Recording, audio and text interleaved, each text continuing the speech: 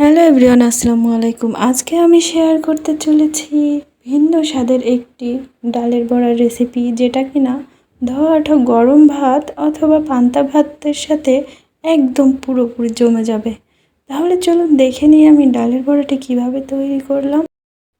বড়া তৈরির জন্য প্রথমে আমি এখানে নিয়েছি বুটের ডাল ও মুসুরির ডাল, এবং ডালের মধ্যে একটা সুগন্ধ আনার জন্য এখানে কিছু পরিমাণ পোলাওয়ের চাল দিয়ে দিয়েছি, এবং এগুলোকে আমি প্রায় 2-3 ঘন্টা মতো ভিজিয়ে রেখেছিলাম।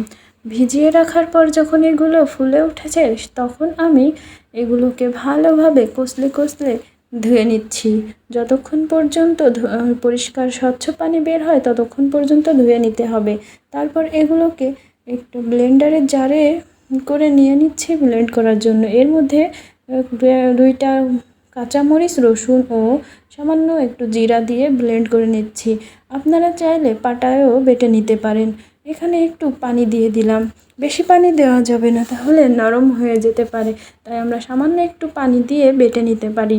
এখানে পেঁয়াজ ও কাঁচামরিচ কুচি করে নিয়েছি, সামান্য একটু শুকনো মরিচ গুঁড়া দিয়েছি, তারপর পরিমাণ মতো হলুদ ও লবণ দিয়ে দিচ্ছি।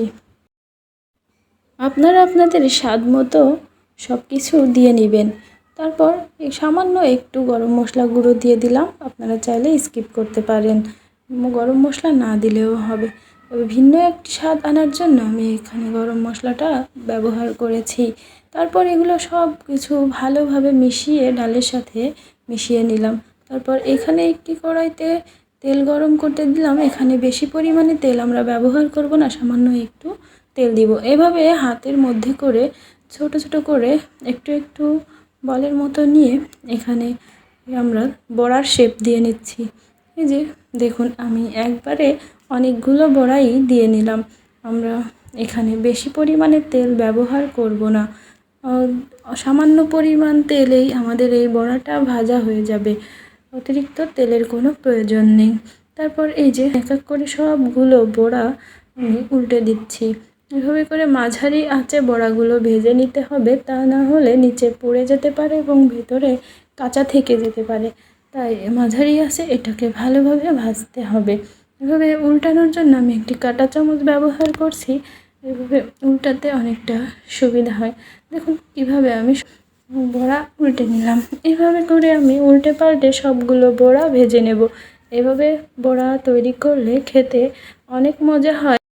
এখানে আমি অর্ধেকটা ডালের বড়া তৈরি করে নিয়েছি, বাকিটুকু পরে আমি অন্য সময় তৈরি করে নিব। এভাবে করে আপনারাও বানিয়ে খেতে পারেন। ভিডিওটি কেমন লাগলো কমেন্টে জানাবেন। আজকে এ পর্যন্ত, সবাই ভালো থাকবেন। আল্লাহ হাফেজ।